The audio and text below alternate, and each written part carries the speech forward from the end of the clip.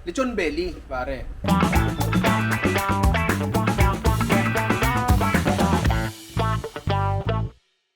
So ilang araw na lang, no? Happy New Year yan sa inyo. Tapos na ang 2020. And syempre, lahat tayo humihiling na magandang 2021, di ba? Sa aminin natin, medyo hindi naging maganda ang 2020 para sa atin lahat. Pero yun talaga eh. Kapit lang, abante lang. Naman tayo magagawa kung magrereklamo tayo, di ba? So with that said, lahat tayo ngayon nakapokus na sa Medianoche dahil tapos na ang Noche Buena, di ba?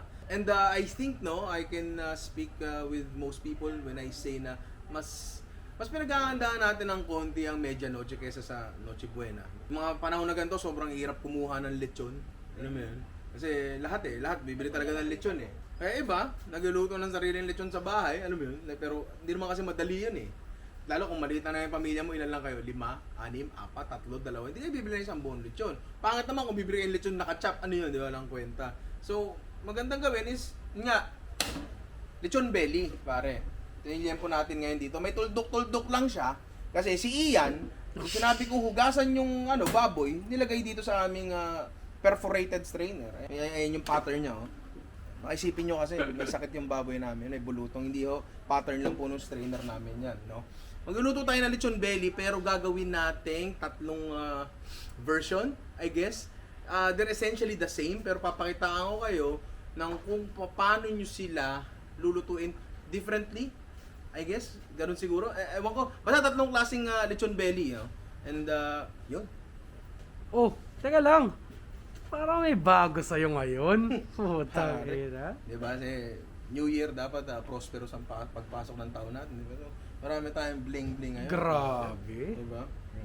So, maraming salamat, no? Yan, may nagbigay ng kapatid sa aking dragon. Grabe. Maraming salamat sa... Tangina, hindi ko nakakuha yung pangalan. Teka lang. Sorry, hindi ko naaalala. Gusto ko na mag-sure. Maraming salamat sa AD Lux Jewelry sa pag sponsor nitong aking maliit na dragon. Naka-focus ba? Iyan, pakita mo. Yes, Pakita naka-focus. mo. Yan, diba? Dahil di ba naggumawa tayo ng payaman wings yung nakaraan, no? Nag-PM sa akin ng Palamuti Jewelry Couture. Pare, sabi nila, gagawan daw nila ako ng tunay na golden wings. At eto na nga, pare, legit na ginto yan, ha? No joke, pare. Siyempre, dahil nga lechon belly ang gagamitin natin, magsisimula tayo sa belly. Siyempre, di ba, sa liempo. Ngayon, meron kami ditong isang buo na liempo, pero I made sure na pumili ako ng hindi sobrang kapal. Kung makikita kayo ng mga pork belly sa mga recipe na ginagamit sa mga international na mga cooking shows, mapapansin nyo, manipis yung liempo nila. Kasi yung mga baboy nila, hindi yan binread para sa liempo. Samantalang dito sa Pilipinas, sa mga baboy natin, binread para sa liempo. Malalaki ang tiyan ng baboy natin dito kasi very saleable tong part na to. Ito ang pinaka-saleable na part ng baboy. Diba? So, yung mga baboy natin dito, naturally, makapal ang liempo talaga. Kung makikita nyo yung mga imported na baboy, maninipis ang liempo niyan. Pero yun nga, pag masyado makapal yung liempo mo, mahihirapan kang i-roll. Kung gusto mong gumawa ng isang malaki lechon belly, kaya ang kailangan mo lang gawin ngayon is, yan, ganyanin mo. Kasi itali mo. Salang mo sa oven. Ganito kami magluto ng lechon belly nun sa resto. Pero kung hindi naman ganito yung gagawin mo, kung ang pamilya nyo ay 4, 5, 6 lang naman, di ba? And hindi lang naman ito magiging ulam nyo sa bagong taon. Hatiin nyo to. Tulad nga ng gagawin ko, 3, roughly 1.5 kilos isa. Hatiin natin sa 3. Wala nang balikan to pag hiniwa. Clean cut, parang yun, no? Parang si Boards. Clean cut! Ngayon, check nyo na. Kung ito na yung portion nyo, tingnan nyo kung pwedeng ma-roll. Ngayon, Luna, mamaya na, Luna. So, pag magro-roll kayo ng belly, hindi magandang naka-overlap na ganyan. Hindi maganda yan. Kasi mangyayari, hindi maluluto tong skin na to na natatakpan ng laman, di ba? Dapat talaga yan ganyan. Nagtatagpo lang yung balat. Nga pala kung nababother kayo dyan, gagawag. Parang ayaw nila, no? Yun nga, kailangan yung pagtagpuan hindi pwede naka-overlap, di ba? Kasi mangyayari, hindi nga maluluto. So ngayon, kung gusto yung pagtagpuan, tas sobra, yan, tulad yan, maluwag yan, pangit yan pag maluwag eh. Diba? Pwede nyo nga, again, i-trim dito. Pero, pwede rin naman yung ginagawa ng iba, tatanggalin yung laman, iiwan yung balat. So parang naka-roll siya, nakaganon. Alam mo yun? Hindi ko alam, kanya-kanyang trip yan, or minsan tinatanggal yung balat, hindi ko alam. Basta ako, para mag-abot, i-trim ko na lang. Putang ina, dahil ko sinabi, pero sabihin ko lang naman, i-trim yung baboy. Yan. Pagka ganyan, yan goods na yan kasi palalaman na naman natin ang konti yan. So gawin nyo lang to doon sa tatlo yung baboy.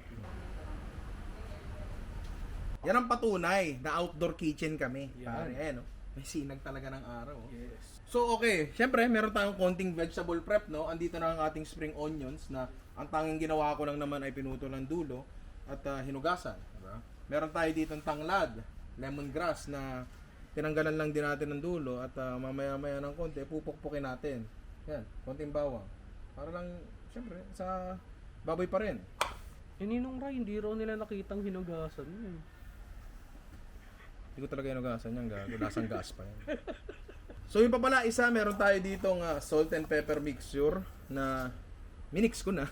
Yung mixture eh. Para luna naman, nananahimik yung ibang aso. Kasi ito na ang ating unang-unang liempo. Sorry kung medyo sunog ang ating footage, eh talagang binibiyayaan tayo ng liwanag ni Jesus. So ito ang ating liempo. Ang unang-una nating gagawin, this is optional lang, pero para sa akin, napakagandang step nito para ma-secure natin na mabuti ang ating pork belly, no?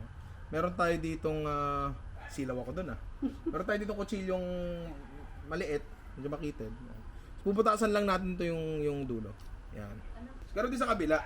Pero maliit na bagay naman to sa totoo lang. 4 na butas pero depende kayo. Depende kung gaano kalapad ang pork niyo. Salt and pepper mixture. Ngayon hinawakan ko na to, hindi ko na to pwedeng gamitin sa iba ha kasi nahawakan ko na ng hilaw eh. Itatapon nyo na yan kung may matitira. Pero baka naman walang matira. Baka nga kulangin to eh. Salt and pepper, huwag masyado marami. Saktuhan lang. Sa restaurant dati, pag malaking-malaki yung pork belly namin, ni-score pa namin yan. Ni-score na para mas pasok yung lasa sa loob. Ang problema, pag gaganyan kalit yung pork belly nyo, wala. Magkakatapon-tapon lang sa gilid yung laman yan, di ba? So, dito, okay na yan. So, lalagyan na natin ngayon ang ating herbs. Meron tayo spring onions dito na pwede natin patuloy sa gitna. Meron tayong tanglad dito, ng ilang piraso. Depende na sa inyo kung gaano karami. Pero okay na yan. Bugbugin nyo ng konti. Para lumabas ang kanyang essential oils. Wow! Sa bawang, konti lang din. Ngayon sa bawang, ang ginagawa ko dyan is pinipipi ko lang. Uy! Nalaglag yun. Pinipit-pit ko lang kasi pagka nakachop yung bawang, parang mas mabilis masunog, mas makalat, alam mo yun. Tapos, subukan nyo na i-roll nyo. Yan. Ngayon, pag may mga nalalaglag na ganyan, huwag kayong mag-alala. Pwede naman ibalik. Kaya ma-pressure, bawang lang yan, baboy lang yan, tanglad lang yan. Lechon lang yan, pare. Basic na basic. Ang kailangan natin susunod ay ito, butcher's twine or tawag dito ay tali ng longganisa. Meron ito minsan sa palengke. Pag wala, lahat ng bagay nasa Shopee na. Oo, totoo. So, may nakita nga ako sa Shopee, puta na, pangalan ng item pangil ng kidlat. Gano'n, tsaka balbas ang duwende. Hindi ko alam, mga dahon-dahon eh. So meron tayong toothpick dito. Tapos itatali lang natin yung dulo ng tali doon sa toothpick. Medyo, etong part na to medyo challenging to. Pero, yaman na. Nanligaw ko nga ng 2 taon eh. Hindi ako, sila. Sila. Akala ko ikaw. Ako niligawan. Ay! Tignan mo, tol. Grabe na. Iniwanan din. Anyway, magsisimula tayo dito sa part na to. Basically, gumawa tayo ng sinulit at karayom. Alam mo yun? Pasok natin dyan. Tandaan nyo, hindi kayang butasin ng ng toothpick, or even barbecue stick for that matter, ang balat at laman ng baboy. So, dapat gandahan nyo na yung butas na ginawa nyo, ha? So, bubuhol nyo lang dyan, para ma-secure na ang ating tali. Yan. Kung na-secure nyo na yan, bawasan nyo ng konti ito, pero wag sagad. Minsan yung sagad, okay din, pero mahirap eh. Doon sa kabila, dahan-dahan ha. At dito, minsan kakailanganin mo ng isang ekstrang tao. Pero subukan nating hindi dahil tayo ay strong and independent. We don't need no woman to make us feel better. Sorry, pinahawak ko pa rin kay Ian. So, dahan-dahan na natin isasara. Dahan-dahan pare dahan-dahan. Di na. Sorry. So pag naganyan nyo na, pwede nyo lang ituloy ngayon yung pagtatahi. Sa kabila. Pasok ulit sa kabila. Basta pag may nakita kang butas, pasukin mo. Para pagsisintas na ng sapatos yan, pero pagkatapos na masarap kang ulam. Iyon. Para sa pala mga nagsasabi na sa nakaraang vlog na nakumanga daw sila dahil nakapagsintas pa ako ng sapatos. Hindi po ako yun. Si Jerome po yun. Nakalagay naman doon, Jerome's point of view eh. Oo nga. Huwag kayo iiyak. Tapos kapag natali nyo ng ganyan, tulad ng pagtatali na sapatos, tsaka nyo hihigpitan. Yan, okay. So secured na siya. Konti higpit pa, sorry. Hindi pa pala siya secured talaga. Yan, so secured na siya. Kailangan na lang nating isara talaga ito ng tuluyan. Isang buho lang, pare. Tuloy niya masyado mahaba, hindi na putol. Again, parang pagsisintas na ng sapatos yan, men. Gago legit din mo. Parang talaga sapatos eh. Parang talaga sapatos to. Gago, pag sinuot mo sa liga nyo yan. So, sa totoo lang, eto, pwede nyo nang isa lang to ng ganito. Wala nang problema yan, di ba? Pero, nga, medyo maluwag siya. Pwede nyo pa siyang lagyan ng, kumbaga ba, another layer of security. Huwag lang uli kayo ng tali. Idugtong nyo doon sa mahaba, kaya ko yan hindi pinaputol kanina ng sagad. So, paano nyo dudugtong? Bahala na kayo. Meron naman kayo siguro magbuhol. Ang una nyong gagawin ay cut side down, please. Cut side down. Yan. Matotoo lang, pwede na itali-itali ng ganun-ganun na lang yun. Wala naman siya magiging masyadong problema. Pero, andito na rin lang tayo eh. Gandahan natin ng konti. Konti lang. Magsisimula yung tali nyo dito sa side na to. Diba? Yan. Tapos, magbigay kayo ng 1 inch siguro. Tali nyo pa, iikot nyo pag ganun. Sorry marami akong gagamiting salitang ganun kasi hindi ko alam paano i-describe eh. Tapos, hilahin nyo pa ganito. Pati yun, yung salitang ganito, maraming beses ko rin gagamitin yun. Yung ating unang tali. Tapos, maglagay ulit tayo ng same distance. Ito yung dahilan kung ba't di ako pwede mag-instructor eh. Kasi Puro ganyan tsaka ganito. Tapos ayusin nyo lang yung yung mga tali-tali na ganyan. And that, my God, children, is your prepared boneless lechon roll. English na naman. Sorry, may hangover pa rin ako kay Matayas eh. So gawin pa natin to dun sa iba nating liempo, no? Hindi ko na ulitin. Replay nyo na lang. Ang pangatlong lechon natin ay yan na yun. Alam mo yun? Kasi may nakapagsabi sa akin dati, dapat daw ang lechon, at least for him, ang lechon daw dapat ay walang lasa. Kasi ang lechon Cebu daw masyadong malasa eh. Lasa mo yung tanglad, lasa mo yung bawang, lasa mo yung spring onions and all. Sa kanya daw, ang nakagisnan niyang lechon, etong tao na to lumaki siya sa Maynila. Ang nakagisnan niyang lechon ay matabang.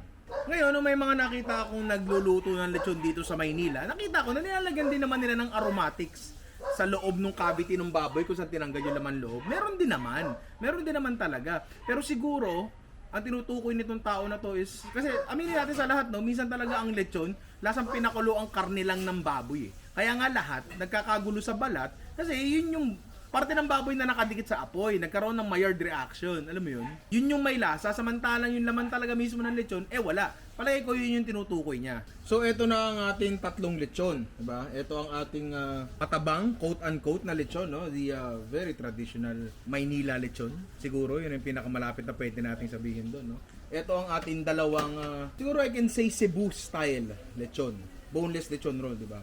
Dalawa yan, pero magkaiba ang magiging outcome niyan. Kasi yung isa dyan, sasagarin natin yung lutong sa luto. Ibig sabihin, magiging parang lechon talaga yung balat niya. Diba? Whereas yung isa, papuputokin natin yung balat. Tulad nung gustong-gusto yung ginagawa natin dito. Ito yung flagship namin dati nung nasa restaurant. Sorry, may langaw. Nung nasa restaurant pa ako, no? So, lechon langaw to. Mamaya na pagluto na. Lechon, boneless na lechon belly. Tapos, yun. Pinaputok namin yung balat. Napakalupit nito. So, sana pumutok, diba? Gawin natin pagkakataon pa habang niluluto ang baboy natin. Pagkakataon para explain, ano ba talaga ang oven? Basically, ang oven ay isang kahon na mainit. Meron lang siyang heating element. Ito ang ating cooking space, cooking vessel. Tapos meron siya ditong insulation. Nasa loob yan, kaya makapal yan. So, insulation yan para ang init naiipon sa loob. Diba? Sa taas meron din, sa kabila meron din. Ngayon sa baba, pakita natin ito. Meron siyang apoy. Ganyan lang siya kasimple. Hindi na to sasabog tulad nung nangyari sa akin, pare. Kasi maayos ang pagkakagawa nito. Meron siyang pilot light, di ba? Tsaka sa totoo lang, sa gantong capacity, pare, magkano lang tong oven na to? I think this is 20,000 plus lang. Grabe. Sobrang mura, hindi legit, sobrang mura talaga nito. Lalo kung nagsisimula ka ng negosyo, di ba? Ilan ang maisasalang mo dyan? Ang dami. Para dahil mo na maisasalang. Ilan lechon belly na maisasalang mo dyan? Sobrang laki, sobrang spacious, pare. Gago, legit. Kasya ka dyan, eh. Huwag naman. Hindi, sinasabi ko lang, hindi ko gagawin yun. Sabi ko, kasya ka dyan. Okay. So after siguro more or less mga 2 oras, ito na yung lagay ng ano natin. Ng mga liempo natin. Lapit mo nga iyan. Okay po. Ito yung ating traditional lechon. Yung quote-unquote Manila walang lasa lechon. Medyo malapit na siya. Ayan o. Pero, pagdating natin dito sa kabila, ito ang ating dalawang lechon roll. Malambot pa. Ito yung sinasabi ko kung bakit hindi ko talaga kayang bigyan ng oras, temperature, yung mga ganyang bagay. Kasi kung makikita nyo, pare-parehas naman silang baboy, pare-parehas exposed ng balat nila, diba? Pare-parehas sila ng temperature, ng oras, and yet, ang laki ng pagkakaiba ng lahat. Diba? So, ganun talaga, it's mostly about feel talaga. So, hayaan pa natin ito ng konti, lutuin pa natin ng konti, and mamaya proceed tayo sa pagpapalutong ng balat. Habang hinihintay natin maluto yung belly natin, diba? Gawa muna tayo ng liver sauce, and sisimulahin sa, yan, sibuyas. Tapos, bawang, and of course, liver sauce nga eh. Ayan liver natin. Pinaghalo natin yan na pork liver and chicken liver. Usually kasi kaya pork liver ang ginagamit sa lechon kasi merong atay ang baboy. Tapos kailangan may paggamitan nun, di ba? Pero sa kaso natin, since hindi naman tayo nagkatay ng isang buong baboy, may liberty tayo na gumamit ng ibang klaseng atay. And ang paggamit ng chicken liver sa liver sauce hindi man traditional, pero nakakapagpadagdag siya ng pagiging creamy. Alam mo yun, medyo grainy kasi ang pork liver eh. Ang chicken liver, very creamy. So, basta masarap yan. Maniwala na lang kayo sa akin. 50-50.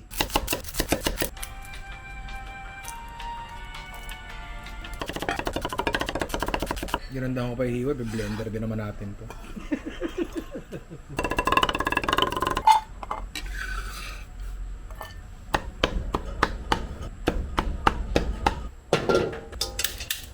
Sa ating wok, maglalagay tayo ng oil of your choice, pare. And syempre, chicken oil, pare.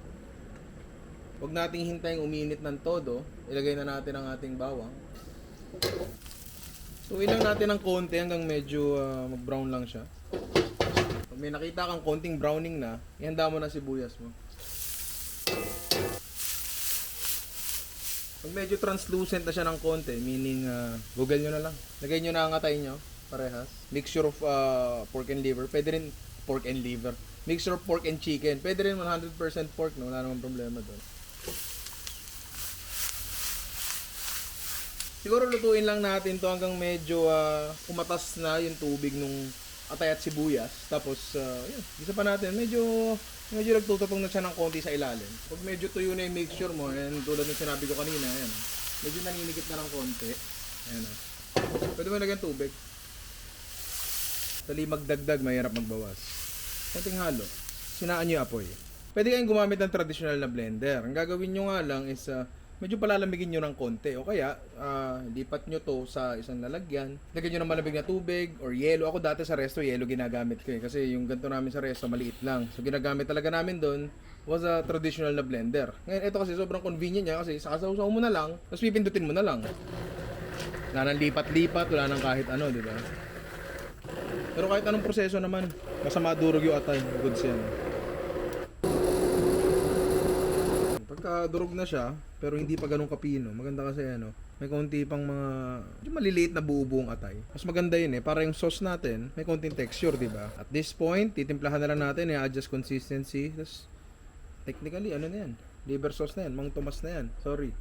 Mang Ryan pala. Ngayon, titimplahan na natin, di ba? Tulad nga ng sabi ko. Kung gusto mo yung Mang Tomas talaga na style ng sauce, ano to, tutubigan mo pa to ng marami-rami kasi kung makikita nyo, ayan, halos puro atay, konti lang talaga yung tubig.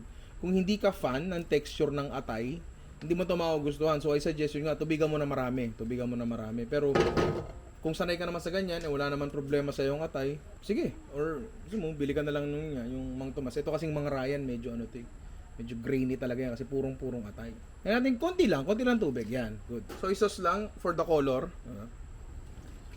Kaya mag-alala, medyo marami yun, pero wala pa naman tayong nilalagay na kahit anong alat dyan. Basta kunin yung kulay na hinahanap nyo. I'm sure magdadagdag pa kayo ng alat sa huli nyo.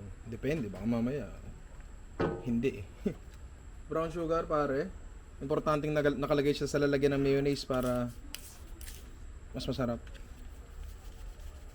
Oo, marami yun. Meron talaga, matamis ang lechon sauce di ba? Sorry, sarsa ni Mang Ryan pala. Tapos pamintang durog. Importante yan kasi wala, importante lang. Yun yung lasa, yung magbibigay ng lasa diyan eh. Yes, medyo heavy on the pepper. Meron talaga. Tapos palalaputan na lang natin 'to. So alam niyo na 'yan. Cornstarch and water mixture no pampalapot. para sa susunod nating sausawan, no, hindi naman kasi pwedeng isa lang. Tandaan nyo, ang culinary culture ng Pilipino ay umiikot sa sausawan, no? Okay, so inabutan kami ng ulan, no? Pero patuloy pa rin. Ang susunod na sausawan na gagawin natin siguro kung meron kayong ganito, yan, no? Lahat naman siguro ng bahay may ganyan di ba? Kung wala, gawa na lang tayo. Spiced vinegar, alam mo yun, may sausawang sukat. Simpleng-simple lang to, napakadali. Pag wala kayo na to, tara gawa tayo. Kailangan lang natin ng blender. Ngayon, kung wala kayong blender, pwede naman chop-chopin mo na lang yung mga ingredients. Suka, plain, dato puti. Teka lang, salin muna tayo. Baka naman. Labuyo flakes. Pwede ring sariwa, walang problema doon. Depende na sa inyo kung gaano kaanghang. Patis. Konti lang, to taste lang. Bawang. Depende na rin sa inyo kung gaano karami. Asukal na puti. Walang kutsara, so bubuhos ko na lang. Sana wag sumobra. Okay na yun. Kundi pa, okay na yun. Tapos gilingin na natin. Puta, hindi naman nakasaksak. Uy, putang ina mo. Gago ang puta. May nakabaralan pala dun sa adjust nila yung timpla. Gamit ang patis, asukal. Yun na. Yung ganyang kulay na yan, yung mga bula-bula na yan, mawawala yan kapag nag-settle ng konti. Dahil in-underestimate namin ang lakas itong bagong oven. Ayun na yan, medyo nasunog ng konti.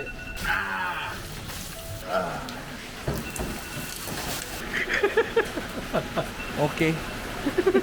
So ito na ang ating mga belly. Kung mapapansin nyo, medyo nag-iba ng konti ang kanilang hugis at itsura, tsaka di na sila sunog. Umulit ako, syempre, titigil ba tayo dahil lang sa konting kapabayan? Hindi ganun, men. So, tao. Ayan na, itong tatlong belly natin, ito yung lechon Maynila, matabang, salt and pepper lang, di ba? Again, hindi ko sinasabi na salt pepper lang ang timpla ng lechon Maynila. Ang sinasabi ko dito, sobrang laki ng hayop, paminsan-minsan, hindi na talaga umaabot yung timpla doon sa ibang parts ng karne, di ba? So, minsan, tulad ng sinabi ko kanina, may naghahanap ng matabang na lechon. Ito yon, di ba? Tapos, ito yung ating Cebu style na lechon, di ba? Tapos, ito naman, yung ating isa pang lechon belly na papuputukin natin. Gagawin na natin ngayon. Medyo mainit na ang ating mantika, di ba? Hindi pa pala masyado mainit yung mantika natin, no? Meron pa tayong isang step na kailangan gawin bago natin siya paputukin. Yes, pwede natin siyang buhusan tulad ng ginagawa natin ng normal sa...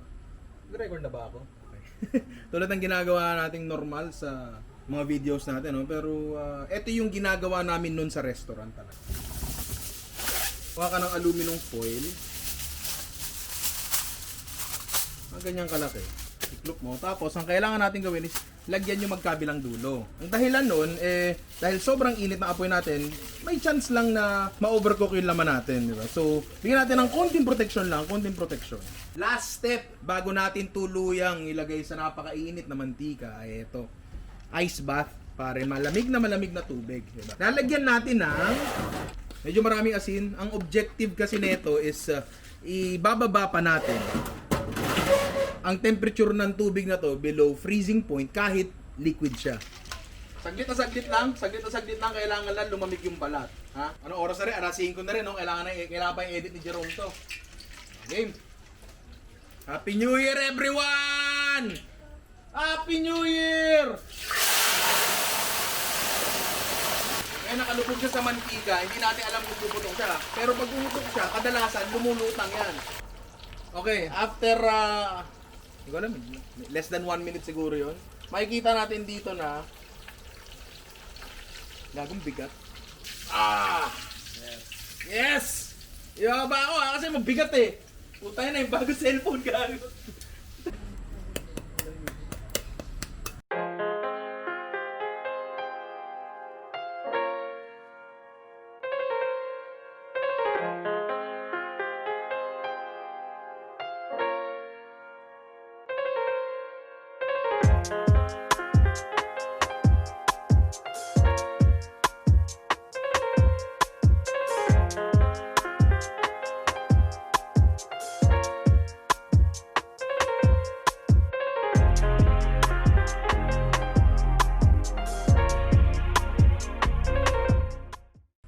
Okay, ang daming pinagdaanan ng ating lechon, no, pare?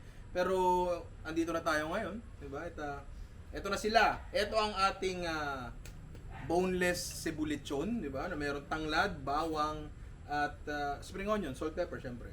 Ito ang ating Maynila lechon na medyo quote-unquote matabang. And ito ang ating, ano tatawagin natin ito? Ninong Rai lechon, pare, di ba? Dito ka lang makakita niyan. Lechon siya, pero ang balat niya, chicharon. Napapakita ko na malapit ha, para mas ma-appreciate nyo lang, di ba? Lapit-lapit, na-appreciate. So ano pa, tikman na natin, di ba? Kasi i-edit pa ni Jerome to eh. Pasensya na ha, medyo madideli ng konti upload natin eh. Oo, nalo na ito na nga! Mas juicy pa sa buko juice yan. ASMR. Hi guys. Kakain ako ngayon ng lechon. Talsikan. Sarap. Lasa mo talaga yung ano, pre. Alam mo yung lechonan sa palengke tuwing linggo. Yung pag lasing na lasing tayo. Wednesday. Hindi, linggo yun tsaka Wednesday. Okay. Pag pagdaga mo, talagang umaalingasaw agad yung ano eh. Amoy ng tanglad, di ba? Hi guys, kakain tayo ng cebu lechon. Ganun pa rin. Masarap pa rin. Pero, magkakatalo tayo dito sa karne. Wala munang sausawan, ha?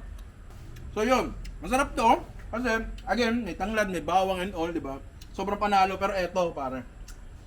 One step higher, pare. One step higher. Kumbaga sa mga rapper, si Snoop Dogg to. Ang lasa nitong dalawa nito, ng karne nitong dalawa ay parehas lang, di ba? Pero magkakatalo yan dito. Sa ating balat, pare. Dito ka lang makakain. I mean, dito, di ka naman kakain dito. Pero pag ginawa mo to, sa inyo ka lang makakain, pare, ng lechon, pero ang balat niya chicharon, pare. Di ASMR tayo, pare. Hi guys, kakain tayo ng chicharon, lechon.